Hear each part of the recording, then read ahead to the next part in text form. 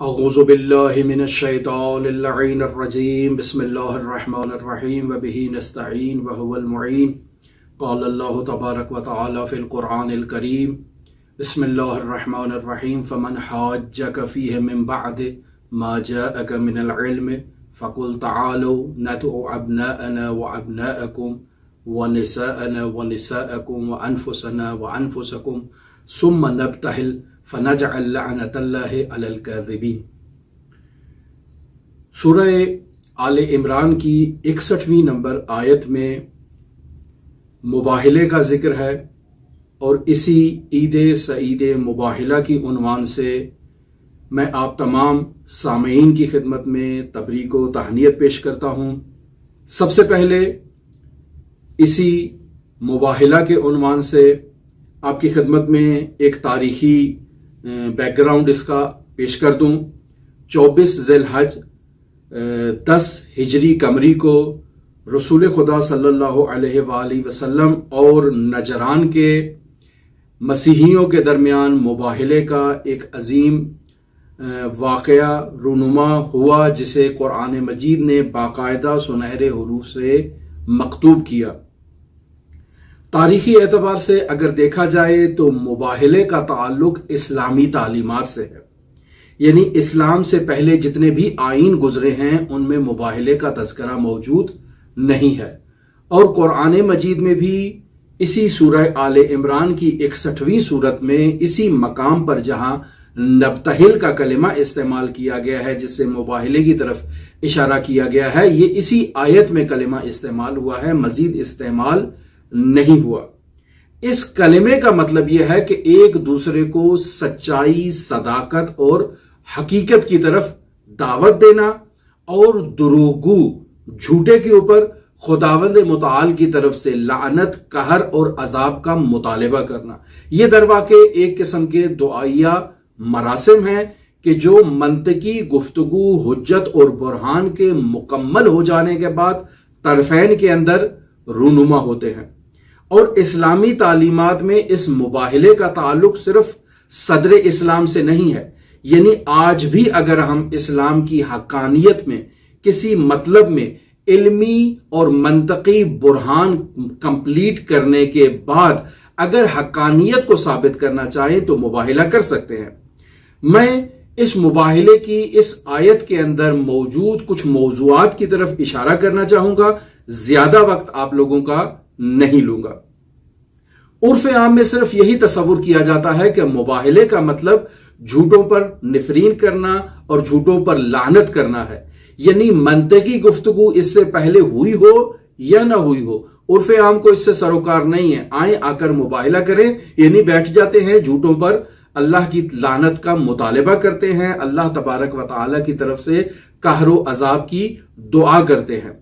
جبکہ ایسا نہیں ہے۔ اسلام ایک منطقی آئین ہے، یعنی بعض لوگوں نے تاریخ اسلام کو مسخ کرنے کی کوشش کی، اور یہ کوشش کی کہ اسلام کو ایک خشن، شدت پسند مذہب متعارف کروایا جائے، ایک ایسا مذہب متعارف کروایا جائے جو صرف اور صرف تلوار کے زور پر پھیلا ہے، یعنی اس آئین کا برہان اور منطق سے کسی قسم کا کوئی تعلق نہیں ہے، جبکہ حقیقت ایسے نہیں ہے۔ رسول خدا صلی اللہ علیہ وآلہ وسلم نے اسلام کے آئین کی تبلیغ کا آغاز ہی منطق اور برہان سے کیا، اور باقاعدہ دعوت ذوالعشیرہ میں اپنے اقربا کو دعوت دی، اطعام کی دعوت دی، انہیں کھانا کھلایا،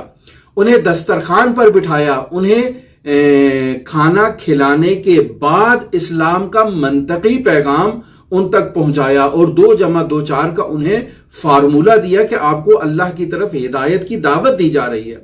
اسی طرح جس طرح دعوت ذوالعشیرہ میں رسول خدا صلی اللہ علیہ وآلہ وسلم نے اپنے اقربا کو باقاعدہ دین مبین اسلام میں شامل ہونے کی دعوت دی، اسی طرح سے رسول خدا صلی اللہ علیہ وآلہ وسلم نے ریاست مدینہ کے استحکام کے بعد، یعنی جب ریاست مدینہ کی بنیادیں مضبوط ہو گئیں، تو رسول خدا صلی اللہ علیہ وآلہ وسلم نے مختلف ممالک کو، مختلف قبائل کو، مختلف مراکز دینی کو باقاعدہ خطوط لکھے اور انہیں اسلام میں شامل ہونے کی دعوت دی۔ انہی مراکز میں سے ایک مرکز یہی نجران کا مرکز ہے، جہاں پر رسول خدا صلی اللہ علیہ وآلہ وسلم نے باقاعدہ اپنا خط بھیجا۔ یہ منطقہ کہاں پر ہے؟ یہ علاقہ در واقع جزیرۃ العرب اور یمن کے درمیان میں واقع ایک شہر کا نام ہے کہ جہاں ظہور اسلام سے پہلے عیسائیوں اور مسیحیوں کی ایک وسیع آبادی موجود تھی۔ یہ لوگ وہاں پر مقیم تھے۔ جب رسول خدا صلی اللہ علیہ وآلہ وسلم نے ریاست مدینہ کو مضبوط کیا تو باقاعدہ ان کی طرف ایک قاصد بھیجا جس کے ہاتھ میں رسول خدا صلی اللہ علیہ وآلہ وسلم کا خط مبارک تھا۔ یہ قاصد وہاں پہنچا اور اس نے رسول خدا صلی اللہ علیہ وآلہ وسلم کا پیغام وہاں پہنچایا، جو میں ابھی آپ کی خدمت میں نقل کرتا ہوں۔ اس پیغام کا محتویٰ یہ تھا کہ اسلام کی حقانیت کو تسلیم کرتے ہوئے دائرہ اسلام میں داخل ہو جائیں، اور اگر آپ دائرہ اسلام میں داخل نہیں ہوتے تو پھر اسلامی ریاست کو جو خدمات آپ کو فراہم کر رہی ہے اس خدمات کے بدلے میں آپ اسلامی ریاست کو ٹیکس ادا کریں، جسے جزیہ کہا جاتا ہے۔ اور اگر آپ اسلامی ریاست کی خدمات لیتے ہیں اور اسے ٹیکس بھی نہیں دیتے، اسلام بھی نہیں لاتے، تو باقاعدہ اسلامی ریاست سے جنگ کے لیے تیار ہو جائیں، چونکہ ایک سرزمین میں دو ریاستیں قائم نہیں ہو سکتی ہیں۔ رسول خدا صلی اللہ علیہ وآلہ وسلم نے 10 ہجری کو باقاعدہ اسقف اعظم، یعنی جو عیسائیوں کا سب سے بڑا کشیش ہے، اس کے نام خط لکھا، جس خط کا مضمون کچھ اس طرح سے تھا کہ ابراہیم، اسحاق اور یعقوب کے پروردگار کے نام سے محمد رسول اللہ صلی اللہ علیہ وآلہ وسلم کی جانب سے نجران کے اسقف اعظم کے نام۔ کیا ہے اس خط کا محتویٰ؟ اس خط کا محتویٰ یہ ہے کہ ابراہیم، اسحاق اور یعقوب کے پروردگار کی حمد و ستائش کے بعد آپ کو اور اللہ کے بندوں کو اللہ کی عبادت کی دعوت دیتا ہوں۔ کیوں؟ چونکہ عیسائی باقاعدہ طور پر اللہ کی تو عبادت نہیں کیا کرتے تھے، لہٰذا باقاعدہ انہیں وحدہ لا شریک کی عبادت کی دعوت دی جا رہی ہے۔ اسلامی نقطہ نظر سے مسیحیوں اور عیسائیوں کی عبادت وحدہ لا شریک نہیں ہے، وہ خدا واحد کی عبادت نہیں کرتے، لہٰذا رسول خدا صلی اللہ علیہ وآلہ وسلم نے اپنے خط میں انہیں خدا وحدہ لا شریک کی طرف دعوت دی ہے۔ پھر اس کے بعد رسول خدا صلی اللہ علیہ وآلہ وسلم نے یہ اپنے خط میں لکھا ہے کہ آپ کو دعوت دیتا ہوں کہ اللہ کے بندوں کی ولایت سے خارج ہو کر اللہ کی ولایت میں داخل ہو جائیں، اور اگر آپ یہ دعوت قبول نہیں کرتے تو اسلامی ریاست کو باقاعدہ طور پر ٹیکس دینے کے لیے اور جزیہ دینے کے لیے تیار ہو جائیں، اور اگر آپ یہ بھی قبول نہیں کرتے تو باقاعدہ طور پر جنگ کے لیے تیار ہو جائے۔ یعنی پہلے منطقی گفتگو ہے کہ اسلام جو اس منطقے میں اور اس خطے میں باقاعدہ اسلامی ریاست کی بنیادیں مضبوط کر چکا ہے اور اسلامی ریاست قائم ہو چکی ہے، اور آپ اسلامی ریاست میں موجود ہیں تو یا تو آپ آئین اسلامی ریاست کو اور اسلامی ریاست کے دین کو اور مکتب کو تسلیم کر لیں اور خدائے وحدہ لا شریک کی عبادت کے اندر داخل ہو جائیں، اور اگر آپ یہ قبول نہیں کرتے تو اسلامی ریاست کو باقاعدہ طور پر ٹیکس دیں، جو اسلامی ریاست آپ کو سیکیورٹی اور امنیت کی سہولت فراہم کر رہی ہے۔ اگر آپ یہ بھی نہیں کرتے تو جنگ کے لیے تیار ہو جائیں، چونکہ ایک سرزمین میں دو ریاستیں، یعنی ریاست میں ریاست جو ہے وہ قائم نہیں ہو سکتی۔ رسول خدا صلی اللہ علیہ وآلہ وسلم کا قاصد جب یہ خط لے کر باقاعدہ نجران پہنچا اور اس نے یہ خط باقاعدہ اس اسقف اعظم اور کشیش کو تحویل دیا اور ان کے سپرد کیا، تو اس وقت اس نے باقاعدہ جب اس خط کو دقت سے مطالعہ کیا تو وحشت زدہ ہو گیا۔ اس نے باقاعدہ مشاورت کے لیے شرحبیل نامی شخص کو احضار کیا، اس سے مشورہ کیا اور کہا کہ یہ خط آیا ہے، اس خط کے بارے میں آپ کی کیا رائے ہے؟ اس شرحبیل نے مشورے میں یہ کہا کہ میں کوئی دینی عالم تو نہیں ہوں، لیکن اتنا ضرور جانتا ہوں کہ ہمارے دینی پیشواؤں نے ہمیں یہ خبر دی ہے کہ خداوند متعال نے حضرت ابراہیم سے یہ وعدہ کیا ہے کہ نبوت کو اسحاق کی نسل سے منتقل کرے گا اسماعیل کی نسل پر، اور یہ ممکن ہے وہی نبی ہو جس کا وعدہ حضرت ابراہیم سے کیا گیا ہے۔ یہ مسئلہ دینی ہے اور اس کے بارے میں فیصلہ آپ لوگوں نے کرنا ہے۔ پھر اسی طرح سے اسقف اعظم نے مزید 2 یا 3 افراد سے اسی خط کے سلسلے میں مشورہ کیا۔ جب وہ حیران اور پریشان رہا اور کسی نتیجے پر نہ پہنچا تو اس نے باقاعدہ کلیساؤں کی جو ناقوس ہے، جو گھنٹی ہے، اس کو بجانا شروع کر دیا تاکہ تمام لوگ مشاورت کے لیے جمع ہو جائیں۔ جب سب لوگ وہاں پر جمع ہو گئے مشاورت کے لیے اور ان کو رسول خدا صلی اللہ علیہ وآلہ وسلم کے خط کے مضمون کے بارے میں آگاہ کیا گیا تو تمام نے اسے یہی مشورہ دیا کہ بہتر ہے کوئی فیصلہ کرنے سے پہلے ہم اپنا ایک کاروان مذاکرے کے لیے باقاعدہ طور پر رسول خدا صلی اللہ علیہ وآلہ وسلم کی خدمت میں مدینہ میں بھیجتے ہیں اور ان سے گفتگو کرتے ہیں۔ لہٰذا طے یہ پایا کہ 70 افراد پر مشتمل ایک کاروان بھیجا جائے گا جس کی سربراہی 3 افراد کریں گے جو وہاں کے کشیش ہیں اور وہاں کے دینی امور میں مہارت رکھنے والے افراد ہیں۔ یہ 70 افراد کا ایک وفد باقاعدہ طور پر مدینہ پہنچتا ہے۔ نجران کے عیسائیوں کا یہ وفد جب مدینہ میں داخل ہوتا ہے تو اس وقت ان کی عبادت کا وقت ہوتا ہے۔ یہ باقاعدہ رسول خدا صلی اللہ علیہ وآلہ وسلم کی خدمت میں شرفیاب ہو کر باقاعدہ اپنی عبادت کی اجازت کا مطالبہ کرتے ہیں کہ ہمیں عبادت کی اجازت دی جائے۔ رسول خدا صلی اللہ علیہ وآلہ وسلم انہیں ان کی عبادت کی اجازت دیتے ہیں اور جب یہ اپنی عبادت سے فارغ ہو جاتے ہیں تو رسول خدا صلی اللہ علیہ وآلہ وسلم سے باقاعدہ طور پر گفتگو کا آغاز ہوتا ہے۔ رسول خدا صلی اللہ علیہ وآلہ وسلم انہیں اسلام کے آئین میں اور وحدہ لا شریک کی عبادت کی باقاعدہ طور پر دعوت دیتے ہیں کہ آپ لوگ مسلمان ہو جائیں۔ یہ رسول خدا سے فرماتے ہیں کہ آپ درست نہیں کہہ رہے، ہم تو پہلے سے ہی مسلمان ہیں، آپ ہمیں کون سے اسلام کی دعوت دے رہے ہیں۔ رسول خدا صلی اللہ علیہ وآلہ وسلم انہیں صلیب کی طرف متوجہ کرتے ہیں کہ آپ صلیب کی عبادت کرتے ہیں، خدائے وحدہ لا شریک کی عبادت نہیں کرتے، آپ سور کا گوشت کھاتے ہیں، آپ عیسیٰ کو اللہ کا بیٹا کہتے ہیں۔ وحدہ لا شریک کے اعتقادات سے یہ سب چیزیں منافات رکھتی ہیں،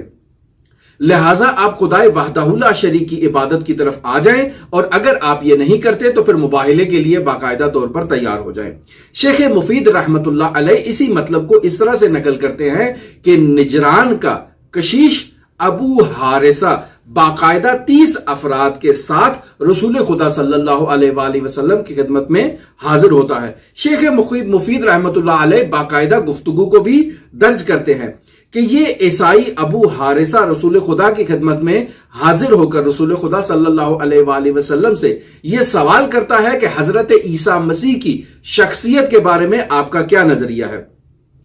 رسول خدا صلی اللہ علیہ وآلہ وسلم سورہ مریم کی آیت نمبر 30 کی تلاوت کرتے ہیں کہ جہاں پر خداوند متعال یہ نقل کر رہا ہے قال انی عبد اللہ آتانی الکتاب وجعلنی نبیا، یعنی خود حضرت عیسیٰ علی نبینا علیہ آلاف و تحیت و ثنا کا یہ قول وہاں پر درج ہے کہ میں اللہ کا بندہ ہوں، اس نے مجھے کتاب اور باقاعدہ نبوت عطا کی ہے۔ یعنی مسیح اللہ کے برگزیدہ شخصیت ہیں جنہیں خداوند متعال نے نبوت کے لیے انتخاب کیا ہے۔ مسلمانوں کا حضرت عیسیٰ کے بارے میں یہ نقطہ نظر ہے۔ پھر یہ عیسائی کشیش ابو حارثہ رسول خدا صلی اللہ علیہ وآلہ وسلم سے سوال کرتا ہے کہ حضرت عیسیٰ کی ولدیت کے بارے میں آپ کا کیا خیال ہے؟ تو رسول خدا صلی اللہ علیہ وآلہ وسلم سورہ آل عمران کی آیت نمبر 59 اس کے سامنے تلاوت کرتے ہیں کہ جہاں پر خداوند متعال اس طرح سے ارشاد فرما رہا ہے کہ ان مثل عیسیٰ عند اللہ کمثل آدم خلقہ من تراب ثم قال له کن فیکن، یعنی ہمارے نزدیک قرآن مجید کی سورہ آل عمران کی آیت نمبر 59 میں باقاعدہ طور پر حضرت عیسیٰ کے بارے میں یہ ذکر ہے کہ عیسیٰ کی مثل حضرت آدم کی مانند ہے کہ جنہیں خداوند متعال نے باقاعدہ طور پر مٹی سے خلق کیا ہے اور اس کے بعد اسے کہا ہے کن ہو جا اور وہ ہو گئے ہیں۔ یعنی ہم حضرت عیسیٰ کی ولدیت میں کسی کے قائل نہیں ہیں، نتیجہ گفتگو کوئی نہیں نکلتا۔ تو یہاں پر رسول خدا صلی اللہ علیہ وآلہ وسلم ان نجران کے مسیحیوں کو پہلے اسلام کا منطقی پیغام پہنچاتے ہیں کہ عیسیٰ کے بارے میں اسلام کا یہ نقطہ نظر ہے اور عیسیٰ کی ولدیت کے بارے میں اسلام کا یہ نقطہ نظر ہے، اب تم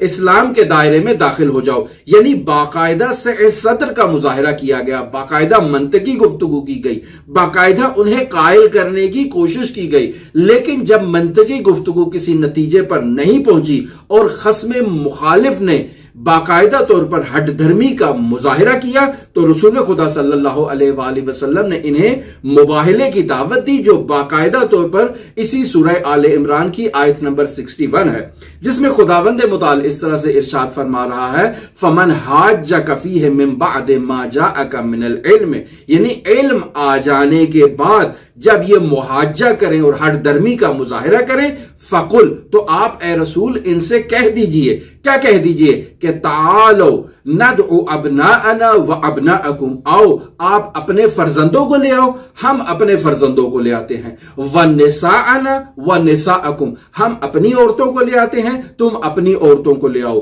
وانفسنا وانفسکم، ہم اپنے نفسوں کو لے آتے ہیں، تم اپنے نفسوں کو لے آؤ، ثم نبتہل فنجعل لعنت اللہ علی الکاذبین، اس کے بعد پھر ہم خداوند متعال کی بارگاہ میں باقاعدہ طور پر دعا کریں گے کہ سچوں کی حقانیت کو ثابت کر دے اور جھوٹوں پر لعنت اور نفرین کی برسات کر کے انہیں نیست و نابود کر دے۔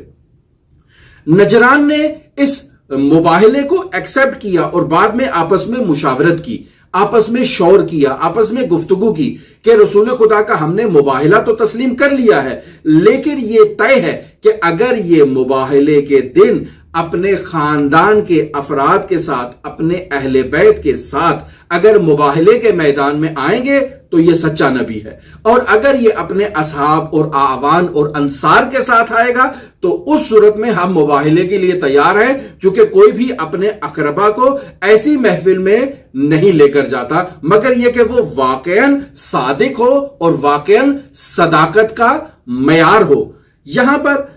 مفسرین، اکثر مفسرین اہل سنت نے اس مطلب کو واضح طور پر لکھا ہے کہ ابناءنا کا مصداق حضرات حسنین شریفین ہے، نساءنا کا مصداق حضرت صدیقہ طاہرہ فاطمہ زہرا سلام اللہ علیہا ہے، اور انفسنا کا مصداق حضرت امیر المؤمنین علی ابن ابی طالب علیہ آلاف التحیت وسنا کی ذات گرامی ہے۔ تو اب یہ واضح ہو گیا کہ مباہلے میں کون سی شخصیات گئی ہیں۔ البتہ یہاں میں آپ کی خدمت میں نقل کرنا ضروری سمجھتا ہوں کہ بعض مفسرین نے حضرات اہل بیت کی فضیلت سے اس آیت کو نفی کرنے کی کوشش کی ہے۔ بعض نے اس آیت پر اعتراضات کیے ہیں کہ اس آیت میں ابناءنا، نساءنا اور انفسنا کے صیغے جو ہیں وہ بطور جمع استعمال ہوئے ہیں، اور جس کا اطلاق حد عقل 3 پر ہوتا ہے اور 3 سے زائد پر ہوتا ہے۔ یہاں پر اس آیت میں جو مصداق آپ بیان کر رہے ہیں وہ 3 سے کم ہے، لہٰذا جمع یہاں پر صادق نہیں آتی ہے، جبکہ قرآن مجید میں جمع کا کلمہ واحد پر بھی استعمال ہوا ہے۔ تو یہ کیسی آپ دلیل دے رہے ہیں کہ جو بالکل منطقی نہیں ہے۔ میں اس آیے مباہلہ کے اہم ترین موضوعات آپ کی خدمت میں اختصاراً پیش کرتا ہوں۔ سب سے پہلا موضوع مباہلے میں منطقی گفتگو ہے، یعنی پہلے آپ برہان منطقی گفتگو کو کمپلیٹ کر لیں، اس کے بعد مباہلے کی نوبت آئے گی۔ دوسرا، اس آیے مباہلہ سے یہ مطلب بھی واضح ہے کہ سچوں نے جھوٹوں کے مقابلے میں جانا ہے، سچوں نے جھوٹوں سے مباہلہ کرنا ہے اور انہیں خداوند متعال کی نفرین کا مصداق بنانا ہے۔ تو یہاں اس آیے مباہلہ سے یہ مطلب بالکل واضح اور شفاف نکل آتا ہے کہ مباہلے کے میدان میں جتنے افراد بھی گئے تھے وہ سب کے سب صادق تھے اور سچے تھے، اور ان کی صداقت آپس میں بالکل مساوی تھی۔ یہاں پر تشکیک کے قائل نہیں ہو سکتے، ہم نہیں کہہ سکتے کہ صداقت میں کسی کی صداقت زیادہ ہے اور کسی کی صداقت کم ہے، نہیں، سب کے سب بالکل مساوی صداقت کے اس ترازو پر بالکل مساوی ہیں، کسی کو صداقت میں فوقیت حاصل نہیں ہے۔ اور پھر یہ مطلب بھی اس آیت سے نکلتا ہے کہ اگر رسول خدا صلی اللہ علیہ وآلہ وسلم کے اہل بیت میں، ان کے گھر میں، ان کی ازواج میں، ان کے اصحاب میں اگر کوئی اور سچا ہوتا تو مباہلے کے میدان میں وہ ضرور رسول خدا صلی اللہ علیہ وآلہ وسلم کے ساتھ وہاں پر جاتا۔ دوسرا، اس نص قرآنی سے یہ مطلب بھی واضح ہوتا ہے کہ حضرات حسنین شریفین حضرت رسول خدا صلی اللہ علیہ وآلہ وسلم کے ابناءنا کا مصداق ہے اور رسول خدا صلی اللہ علیہ وآلہ وسلم کے بیٹے ہیں، جبکہ ہم تاریخ میں اس مطلب کو دیکھتے ہیں کہ رسول خدا صلی اللہ علیہ وآلہ وسلم کی ازواج میں سے ایک زوجہ باقاعدہ اس مطلب کی نفی کیا کرتی تھی اور باقاعدہ حضرات حسنین شریفین سے حجاب اور پردہ کر کے مسلمانوں کو یہ بتانا چاہتی تھی کہ یہ رسول خدا صلی اللہ علیہ وآلہ وسلم کے بیٹے نہیں ہیں، اگر بیٹے ہوتے تو یہ میرے محرم ہوتے، میں ان سے پردہ کر رہی ہوں، یعنی یہ رسول خدا کے بیٹے نہیں ہیں۔ پھر اس آیت سے ایک مسلمہ حقیقت جو واضح ہوتی ہے وہ حضرت سید الاوصیاء امیر المؤمنین علی ابن ابی طالب کی سب سے بڑی فضیلت واضح ہوتی ہے، اور وہ کیا ہے؟ یعنی حضرت سید الاوصیاء فاتح خیبر ہیں، فاتح خندق ہیں، زوج بطول ہیں، ابو الحسنین ہیں، داماد رسول ہیں، یہ سب فضیلتیں حضرت سید الاوصیاء امیر المومنین علی ابن ابی طالب علیہ آلاف و تحیت و ثنا کی ذات گرامی کو حاصل ہیں، لیکن حضرت علی کو سب سے بڑی فضیلت جو حاصل ہے وہ رسول خدا صلی اللہ علیہ وآلہ وسلم کا نفس ہونا ہے، رسول خدا صلی اللہ علیہ وآلہ وسلم کی جان ہونا ہے۔ یہاں پر آپ کی خدمت میں یہ مطلب بھی میں عرض کرتا چلوں کہ نجران کے عیسائیوں نے جب باقاعدہ طور پر ان نورانی ہستیوں کو اپنی طرف آتے ہوئے دیکھا تو وہ بالکل مایوس ہو گئے اور انہوں نے رسول خدا صلی اللہ علیہ وآلہ وسلم سے مباہلہ کرنے سے انکار کر دیا اور باقاعدہ رسول خدا صلی اللہ علیہ وآلہ وسلم سے جزیے کی ادائیگی یعنی ٹیکس کی ادائیگی کا باقاعدہ طور پر ایگریمنٹ سائن کیا۔ اس ایگریمنٹ کے مطابق یہ باقاعدہ سال میں 2000 کپڑے کے جو تھان ہیں وہ رسول خدا صلی اللہ علیہ وآلہ وسلم کی خدمت میں تقدیم کریں گے، جن میں باقاعدہ ایک مرد کا لباس تیار کیا جا سکتا ہے۔ اس کی ایگریمنٹ کچھ اس طرح سے تھی کہ 6 یہ سال کے اول میں دیں گے، یعنی 6 ماہ میں یہ 1000 دیں گے اور پھر 6 ماہ گزرنے کے بعد یہ مزید 1000 دیں گے۔ بعض لوگوں نے مورخین نے یہاں پر تعداد یہ بھی ذکر کی ہے کہ 2000 حلہ کے علاوہ طے یہ پایا تھا کہ 30 زرہ بھی دی جائے گی، 30 نیزے بھی دیے جائیں گے، 30 عدد گھوڑے بھی دیے جائیں گے، 30 عدد اونٹ بھی دیے جائیں گے، یہ بھی طے پایا۔ میں آپ کی خدمت میں اس مباہلے کے ایک دوسرے پہلو کو بھی ذکر کرنا چاہوں گا اور وہ آداب مباہلہ ہیں۔ آداب مباہلہ میں علماء نے یہ باقاعدہ طور پر ذکر کیا ہے، یعنی مرحوم علامہ طباطبائی رحمت اللہ علیہ باقاعدہ یہ لکھتے ہیں کہ مباہلہ اسلام کے زندہ معجزات میں سے ایک معجزہ ہے، یعنی ہر با ایمان شخص جب کسی بھی مطلب میں برہان اور دلیل قائم کرنے کے بعد اگر نتیجے تک نہیں پہنچتا تو پھر وہ اپنے مخالف فریق سے